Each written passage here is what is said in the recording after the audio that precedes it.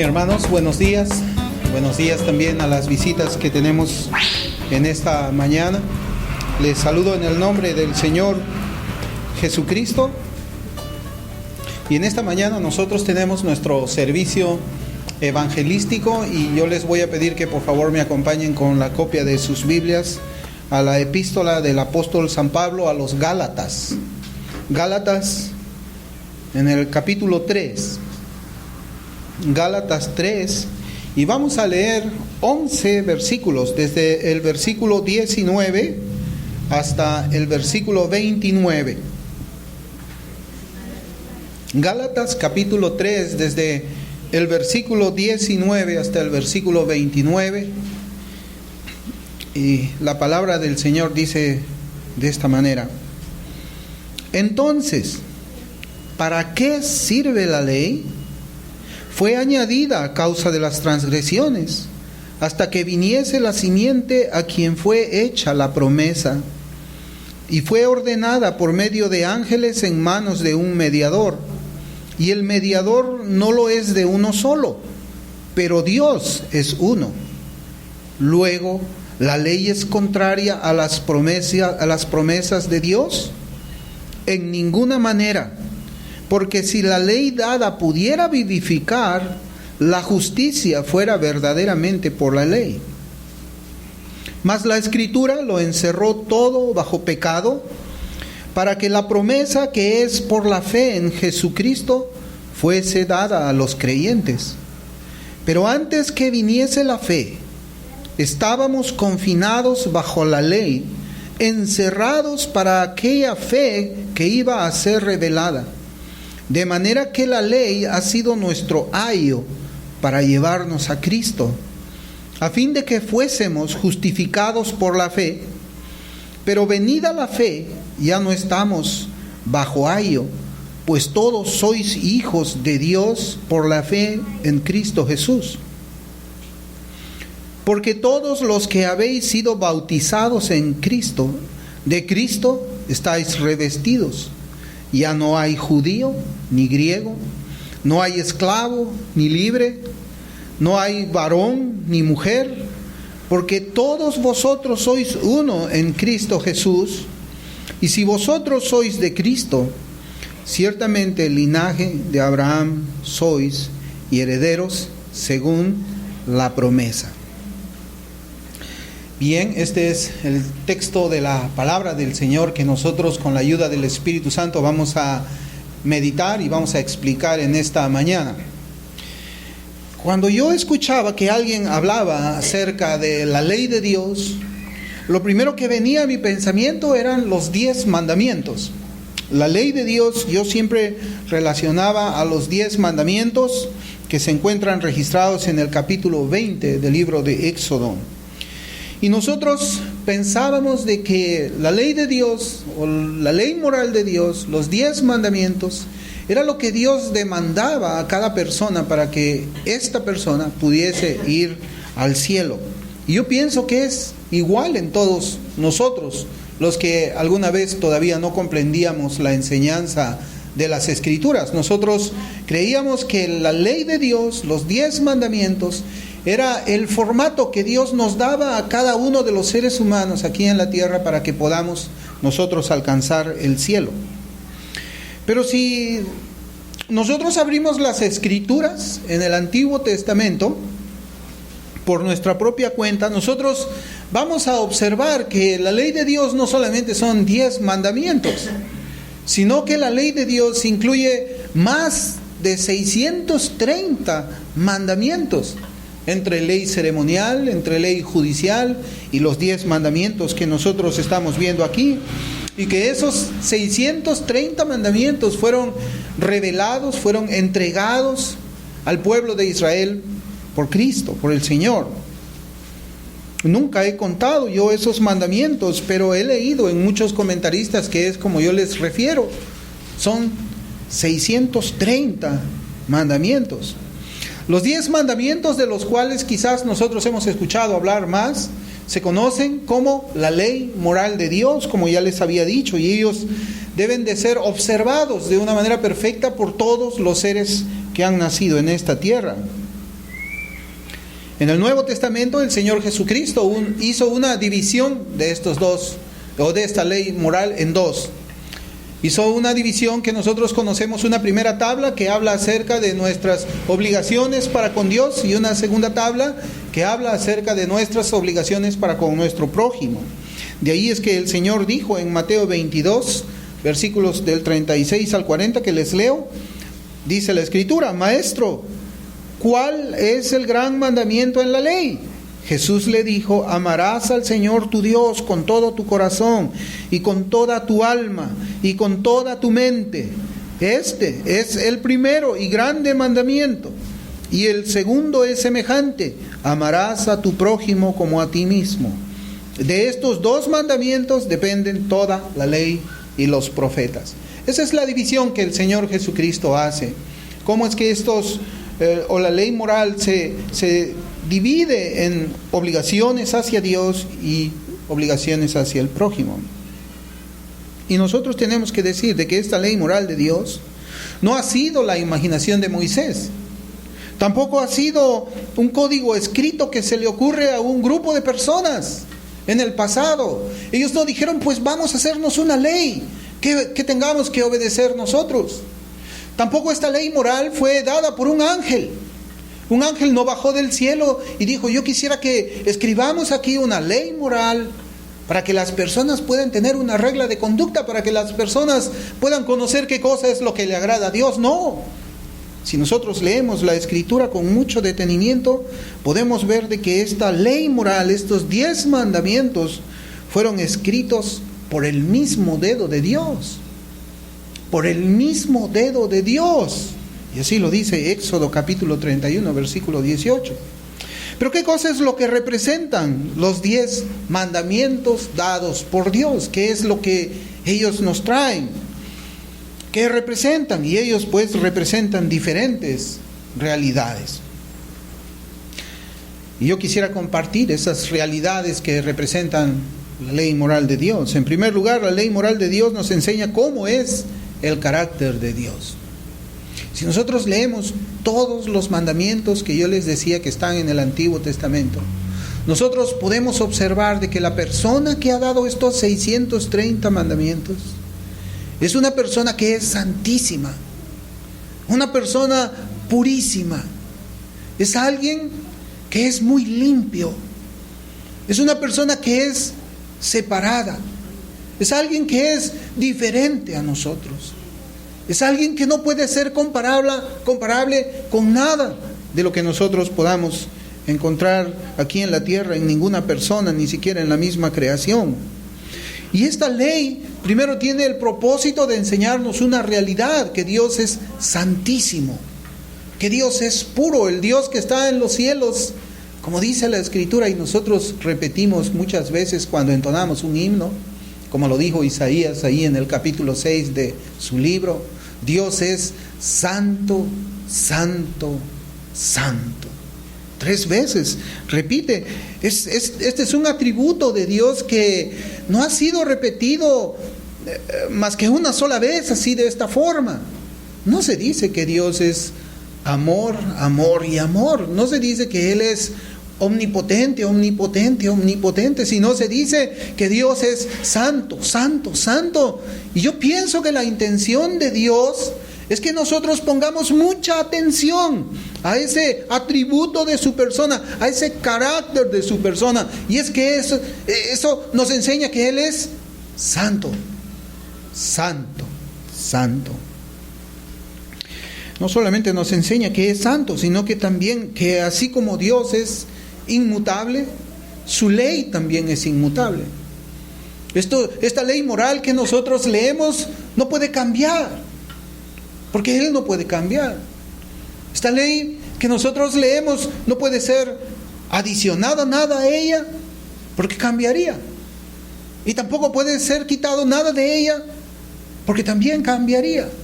La ley moral de Dios es una ley inmutable. Es una ley que no tiene variación, no varía. Hace pocos meses atrás, hermanos, nosotros supimos de que aquí en el Congreso de la República, aquí en Perú, se llevó a cabo un debate por la unión civil homosexual, donde gracias a Dios tal proyecto no pasó la aprobación de la comisión que tenía a cargo la desaprobación, y más bien fue rechazada por esa comisión pertinente.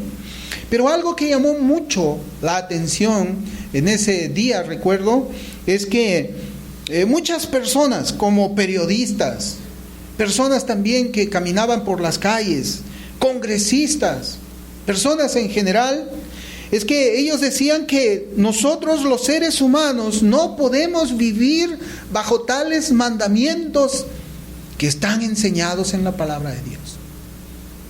Era algo que a mí me sorprendía mucho. Grandes personas intelectuales, preparadas, profesionales, que están en la televisión, ellos decían, nosotros no podemos ajustarnos como peruanos a tales mandamientos. No podemos utilizar la Biblia como si fuera la guía para lo que nosotros debemos de creer, lo que debemos aceptar, lo que debemos rechazar. No, ellos decían que no podemos vivir bajo los mandamientos del Dios de la Biblia. Era como un consenso entre muchas personas que decían de que la Biblia fue un libro que fue escrito hace miles de años, y que la Biblia es un libro del pasado, y que eso sería retroceder, que si nosotros viviésemos conforme a lo que Dios establece por medio de su palabra, seríamos un país retrógrada. Y ellos veían más bien la modernidad como la aprobación de la homosexualidad. Ellos veían la aprobación del pecado como progreso de una nación. Nada más equivocado. Nada más equivocado. Y yo les cito este ejemplo porque eso es lo que comúnmente las personas piensan. La Biblia es un libro antiguo. La ley de Dios no es para nosotros. Tenemos que desecharlo. Hay que tirarlo por la borda. Nada más equivocado, porque el Señor Jesucristo dijo, el cielo y la tierra pasarán, pero mis palabras no pasarán, en Mateo 24:35. Hermanos, amigos, Dios, como el creador y como el gobernador sobre todas las naciones, sobre todas las personas, Él ha dado un conjunto de mandamientos, lo que nosotros le llamamos la ley. La Biblia le llama como la ley moral de Dios. Y el Señor ha dado este conjunto de mandamientos para que sean un estándar de vida para nosotros, para declarar a una persona como aquella que se conforma a su corazón. Una persona que sigue los mandamientos de Cristo es una persona que se conforma al corazón de Dios, porque del corazón de Dios es que han salido estos mandamientos. Y como gobernador de todo el universo y de este planeta, todos los hombres deben someterse a este conjunto de mandamientos, a esta ley. Es una ley de Dios y todos los seres humanos están en la obligación de cumplirla. Dios dio su ley y todos tenemos que cumplirla. No podemos decir, yo no quiero cumplir. El ateo tiene que cumplir la ley moral de Dios. No se trata de que él sea ateo y eso lo exime de que cumpla la ley moral de Dios. Deben obedecerla tanto aquellos que son del pueblo de Dios, así como aquellos que no son pueblo de Dios. Todos los seres humanos vamos a rendir cuentas delante de Dios conforme a lo que Dios ha estipulado en sus leyes, en su ley moral, conforme lo ha estipulado por medio de sus mandamientos. Hebreos 9:27 dice, y de la manera que está establecido para los hombres, que mueran una sola vez y después de esto, el juicio. Hay un juicio que el hombre va a enfrentar luego que muere. La vida no termina cuando uno muere. Cuando el cuerpo físico va a la tumba, el alma todavía sigue. Y el alma tiene que volver a Dios. Y el alma tiene que presentarse en una corte celestial. Eso es lo que la Escritura enseña. Y de la misma manera como ocurre en los tribunales aquí en la tierra, cuando se juzgan a los hombres por las leyes terrenales, así también hay un juicio preparado para todas las almas. Pero esas almas van a ser juzgadas por medio de la ley de Dios. la ley divina, la ley santa, la ley justa. En nuestro pasaje de Gálatas que hemos leído, en Gálatas 3, nosotros podemos encontrar otro propósito para el cual Dios ha dado la ley a los hombres. Y esta forma del propósito se presenta por medio de una pregunta ahí en Gálatas 3, versículo 19. Y es interesante esta pregunta. Dice esta pregunta de esta manera: entonces, en Gálatas 3:19, entonces, ¿para qué sirve la ley? ¿Para qué sirve la ley? Y esta pregunta surge de los argumentos que el apóstol Pablo, inspirado por el Espíritu Santo, trae para nosotros. Y lo trae para derribar muchas ideas equivocadas que se relacionan con la salvación del alma, especialmente con el hecho de satisfacer la justicia que Dios demanda de los hombres para que alcancen el cielo eterno y para ser parte de la familia de Dios. Ya lo dijimos nosotros al principio. Cuando escuchamos los 10 mandamientos, ¿qué es lo que nosotros pensábamos? Oh, esto es la forma de mandamientos que yo tengo que cumplir durante mi vida. ¿Para qué? Para llegar al cielo. Pero ahora Pablo va a traer unos argumentos que son diferentes a cómo es que la mayoría de personas creemos. Esas ideas son las que muchos de nosotros hemos creído, que los 10 mandamientos han sido dados por Dios para que las almas sean salvadas. Pero yo les voy a decir que en la Biblia en ninguna parte dice eso. En ninguna parte dice eso, ni en el Antiguo Testamento, ni en el Nuevo Testamento. En ningún lugar dice que tú cumpliendo estos 10 mandamientos vas a ir al cielo, y yo le desafío a usted a que lo busque. No lo va a encontrar. Entonces, ¿para qué fue dada la ley? Esa es la pregunta que nosotros tenemos aquí en Gálatas 3. Si la ley no es para que mi alma sea salvada, entonces ¿para qué fue dada la ley? Si los 10 mandamientos no han sido dados por Dios para que yo pueda conseguir mi entrada al cielo, entonces ¿para qué fue dada la ley? Nosotros encontramos en Gálatas ahí mismo, en Gálatas 3, del 10 al 12, porque nosotros vamos a estar viendo ahí en nuestra meditación, dice la Escritura: porque todos los que dependen de las obras de la ley están bajo maldición.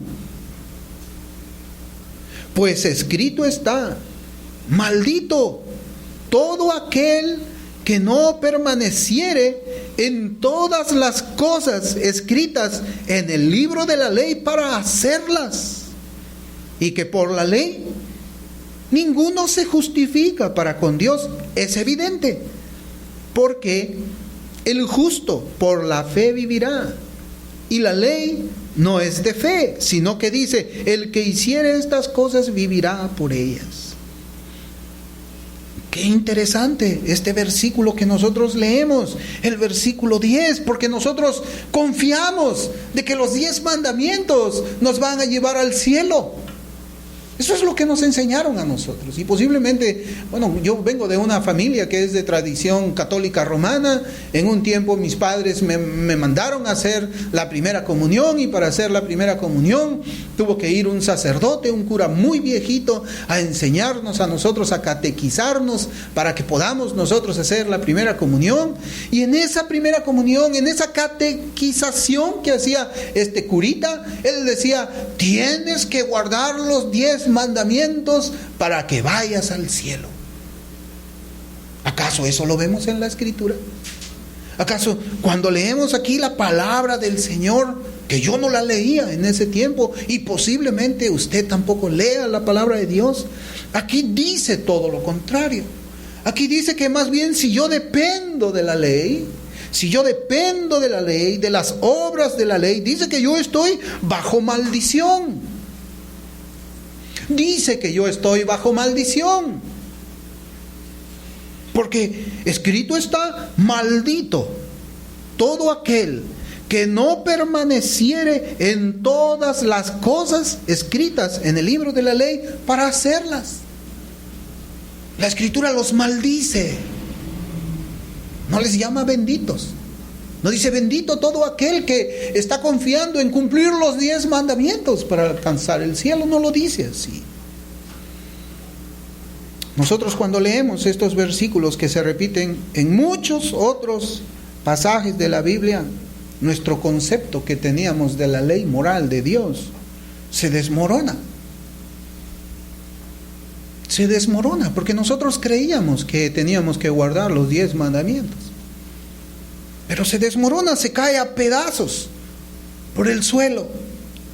Porque nosotros hemos heredado una enseñanza que no está en la Biblia, una enseñanza que dice, para ir al cielo debes portarte bien. Para ir con Dios debes cumplir los 10 mandamientos.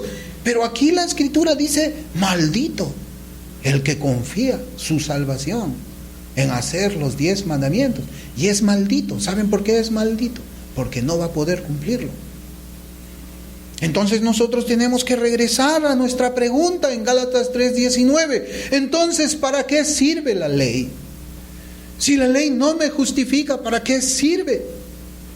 ¿Para qué Dios ha dado la ley moral? ¿Para qué Dios ha dado los 10 mandamientos? Y allí nuestro pasaje nos trae la respuesta. Ahí en Gálatas 3, donde hemos leído desde el versículo 24 hasta el versículo 26, dice: de manera que la ley ha sido nuestro ayo para llevarnos a Cristo, a fin de que fuésemos justificados por la fe. Pero venida la fe, ya no estamos bajo ayo, pues todos sois hijos de Dios por la fe en Cristo Jesús.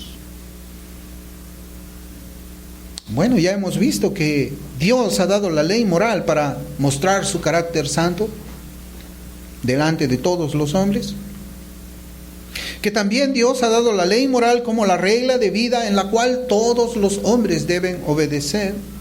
Y además que la ley moral será la norma por las cuales las almas serán juzgadas después de la muerte. Hemos visto esos 3 usos, podemos decir, de la ley. Pero nuestro pasaje nos enseña otro uso de la ley. Fíjense. Y es este: que la ley en las manos de Cristo sirve para traer los pecadores hacia Él. La ley en las manos de Cristo sirve para traer a los pecadores hacia Él. Primeramente yo quisiera que leyéramos cómo es que dice nuestro versículo en Gálatas 3. En Gálatas 3 dice que la ley es el ayo. Es el ayo. Y yo creo que nosotros necesitamos explicar el significado de la palabra ayo, que dice y se lee en nuestras Biblias. Y ustedes saben de que el Nuevo Testamento ha sido escrito en un idioma que no es español. El Nuevo Testamento tampoco ha sido escrito en inglés ni en francés.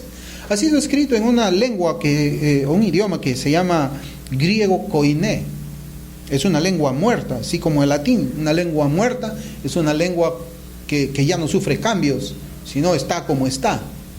No sufre cambios como el latín. No es como nuestro idioma, que se van adicionando nuevas palabras, se ponen nuevos verbos y se hacen muchas cosas. No. El griego koiné es el idioma en que fue inspirado. Dios escogió ese idioma para escribir el Nuevo Testamento. Y esa palabra aio es la traducción al español de una palabra griega que se llama paidagogos. A usted ya le va sonando qué es lo que significa. Aio leemos en nuestro pasaje de Gálatas, pero esa palabra aio viene de otra palabra griega que se llama paidagogos. ¿No les suena esa palabra, paidagogos? Es de allí donde nosotros tenemos esa palabra que es pedagogo. Pedagogo. Paidagogos.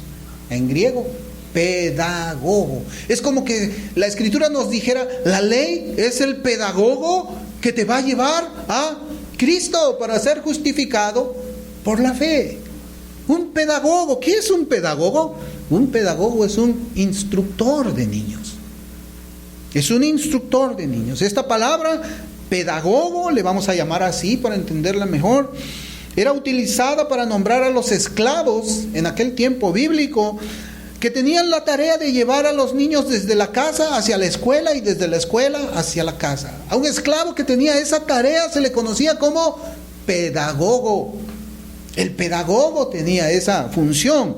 Y en los tiempos actuales se le traduce como un maestro.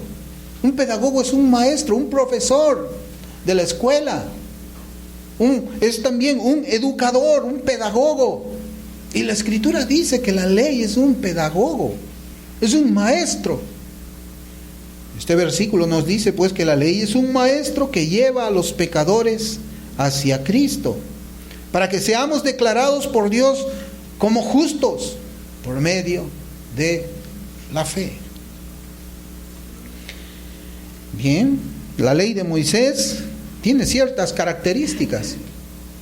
Ya que estamos hablando que la ley es un pedagogo, tenemos que decir que la ley tiene ciertas características. Primeramente, la ley es rigurosa sobre la vida de los pecadores.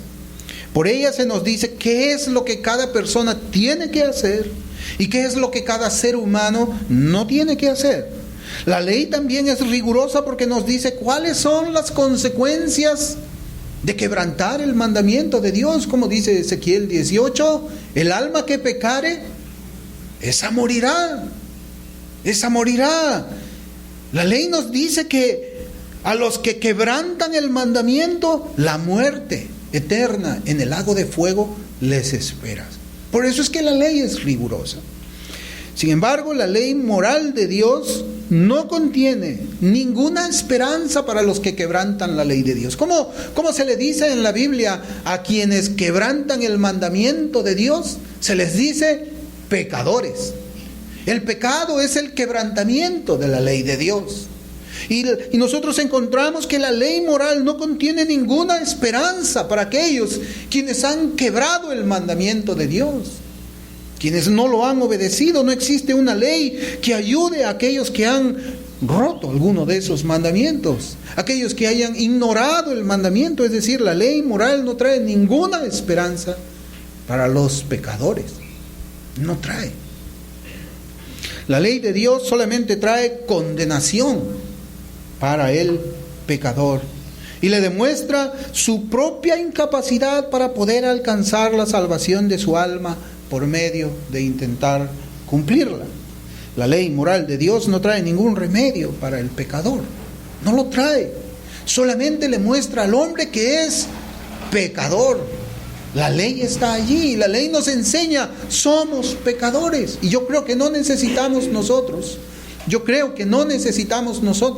hacer esas preguntas que a veces nosotros oímos en las predicaciones en el aire libre, pero podemos intentar unas cuantas. Dice la ley moral de Dios que no debemos mentir. ¿Aquí existe alguna persona que nunca haya mentido? No. Pues entonces, por haber mentido, usted se convierte en un pecador. Dice la Escritura también que nosotros no debemos robar. ¿Alguna vez hemos robado nosotros algo pequeño?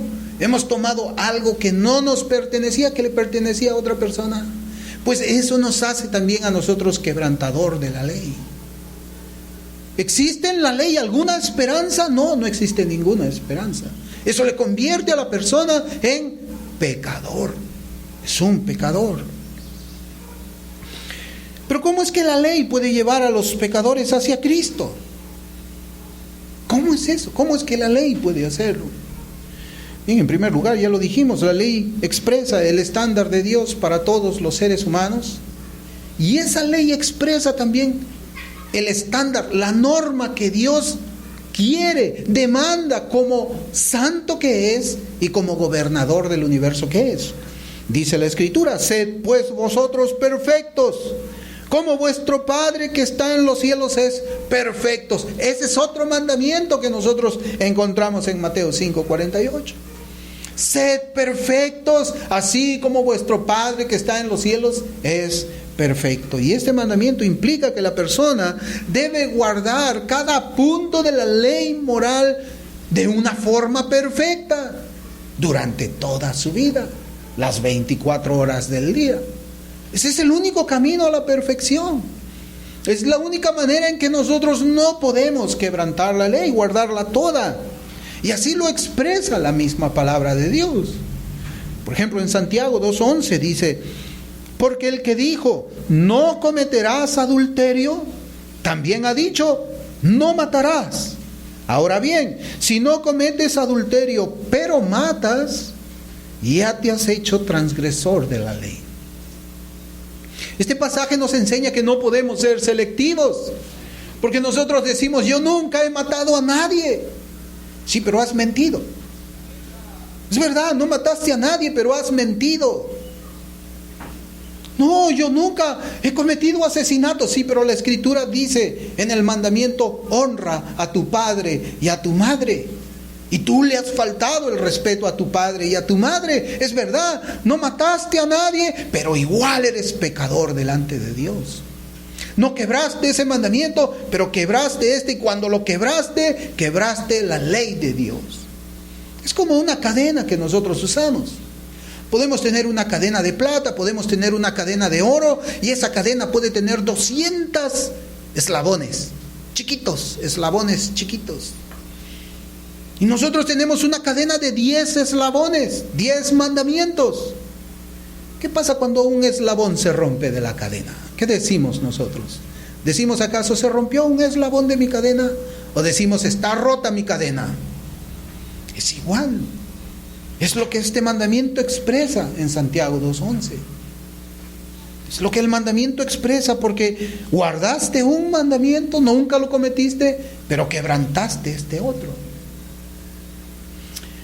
Ahora, una persona puede decir que jamás ha cometido adulterio, porque nuestro versículo de Santiago dice así.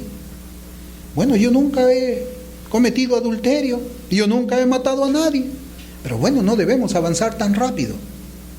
No debemos buscar una manera de justificarnos nosotros delante de Dios tan rápido. Observemos la palabra del Señor Jesús en cuanto a estos mandamientos. Yo voy a citar parte del Sermón del Monte que está en Mateo 5. Mateo 5, versículos 27 y 28, dice la palabra: oísteis que fue dicho, no cometerás adulterio. Pero yo os digo, que cualquiera que mira a una mujer para codiciarla, ya adulteró con ella en su corazón. Oh sí, yo nunca fui adúltero, pero cuando pasaba otra persona, yo le miraba y deseaba en mi corazón estar con ella. ¿Y qué dice el Señor? Ya cometí adulterio. Es lo mismo que cuando una persona se va a un lugar escondido con una mujer que no es su esposa. Es lo mismo cuando en mi corazón yo deseo a alguien. Para Dios no hay diferencia en eso. También en los versículos 21 y 22 dice el Señor: oísteis que fue dicho a los antiguos, no matarás, y cualquiera que matare será culpable de juicio. Pero yo os digo que cualquiera que se enoje contra su hermano será culpable de juicio, y cualquiera que diga necio a su hermano será culpable ante el concilio, y cualquiera que le diga fatuo quedará expuesto al infierno de fuego. Ese es el estándar de Dios. Está bien, no mataste a nadie, pero insultaste a alguien alguna vez. Le aborreciste en tu corazón. Deseaste quizás que esa persona se muera. Pues Dios dice que si tú hiciste eso, eres culpable y que eres digno de ir al infierno.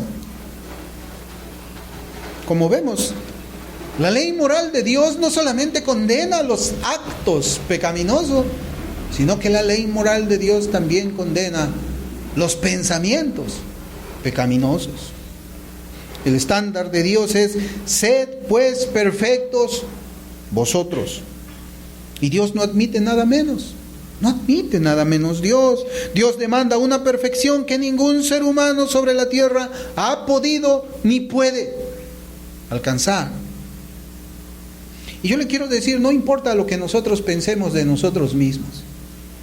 Nosotros siempre somos muy buenos con nosotros mismos. Nosotros siempre nos creemos mejores personas que los demás.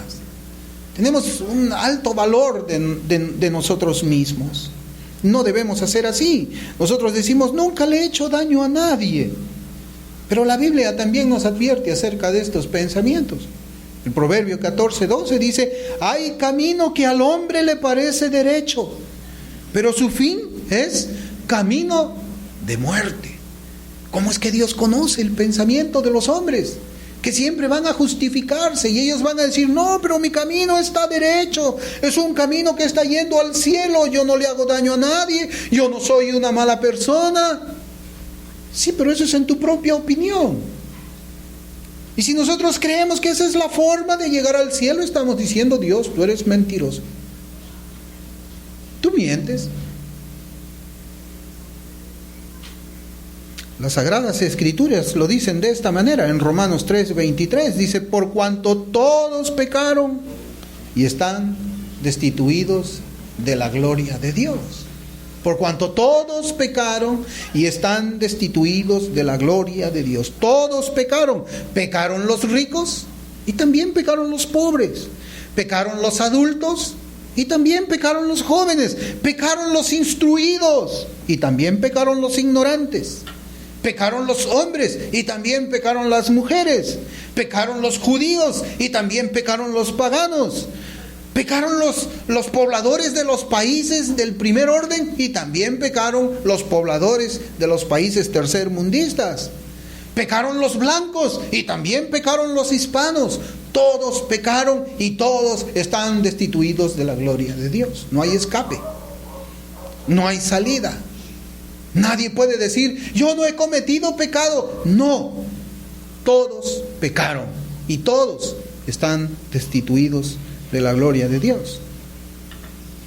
Algunas veces las personas pensamos, es mejor vivir ignorando aquellas cosas que nos incomodan.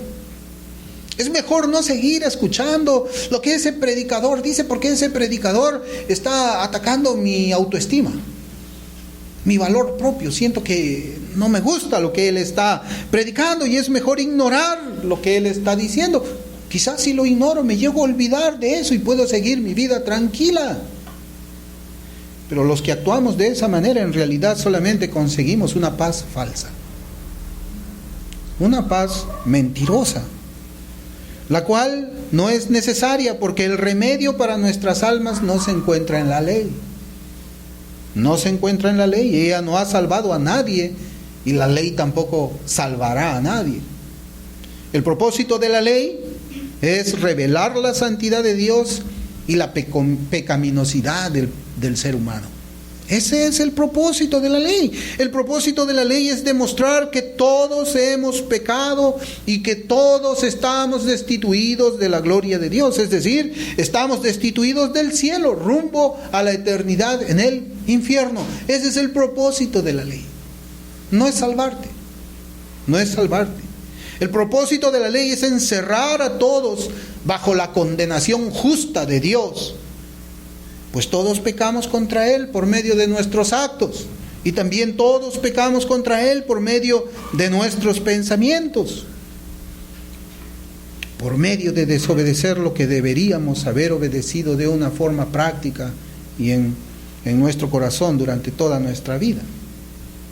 Todos nosotros sabemos que hemos pecado contra Dios. Y de acuerdo con lo que dice la Escritura en Romanos 3, todos estamos destituidos de la gloria de Dios. Bueno, pero hasta acá todo parece una mala noticia.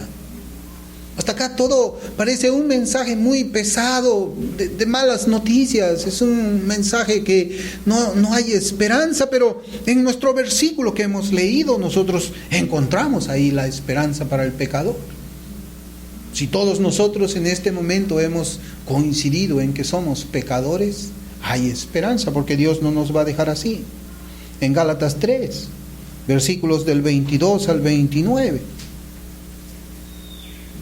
Gálatas 3, del 22 al 29, dice la Escritura, mas la Escritura lo encerró todo bajo pecado, para que la promesa que es por la fe en Jesucristo fuese dada a los creyentes. Pero antes que viniese la fe, estábamos confinados bajo la ley, encerrados para aquella fe que iba a ser revelada. De manera que la ley ha sido nuestro ayo para llevarnos a Cristo, a fin de que fuésemos justificados por la fe. Pero venida la fe, ya no estamos bajo ayo, pues todos sois hijos de Dios por la fe en Jesucristo. Porque todos los que habéis sido bautizados en Cristo, de Cristo estáis revestidos. Ya no hay judío ni griego, no hay esclavo ni libre, no hay varón ni mujer, porque todos vosotros sois uno en Cristo Jesús. Y si vosotros sois de Cristo, ciertamente linaje de Abraham sois, y herederos según la promesa. Algo que es interesante aquí es que en este versículo se menciona la palabra ley. Y también se menciona la palabra fe. La palabra fe nosotros la encontramos que es por la fe en Jesucristo. Pero antes que viniese la fe, 2. Encerrados para aquella fe que iba a ser revelada, 3. A fin de que fuésemos justificados por la fe, 4. Pero venida la fe ya no estamos bajo ayo, 5. Pues todos sois hijos de Dios por la fe en Cristo Jesús. No dice que somos hijos de Dios por guardar la ley. No dice que somos hijos de Dios por el mandamiento. Este pasaje nos enseña, nos habla, nos reitera la fe en Cristo, la fe en Cristo, la fe en Cristo. Solamente la fe en Él te puede dar salvación a tu alma. No hay nada más. Si tú estás confiando en la ley moral de Dios, estás en condenación. Y ahora, después de leer este pasaje, yo le voy a decir, usted tiene 2 opciones. La primera es que su alma sea juzgada después que usted muera por la ley moral de Dios. Y yo quiero preguntarle, ¿cuál sería el veredicto divino si usted muriese hoy día y usted tiene que ir a esa corte? ¿Cuál sería? ¿Cómo Dios le va a declarar si usted muriese el día de hoy? ¿Cómo será declarada su alma? ¿Va a ser declarado usted inocente o va a ser usted declarado culpable? ¿Cómo?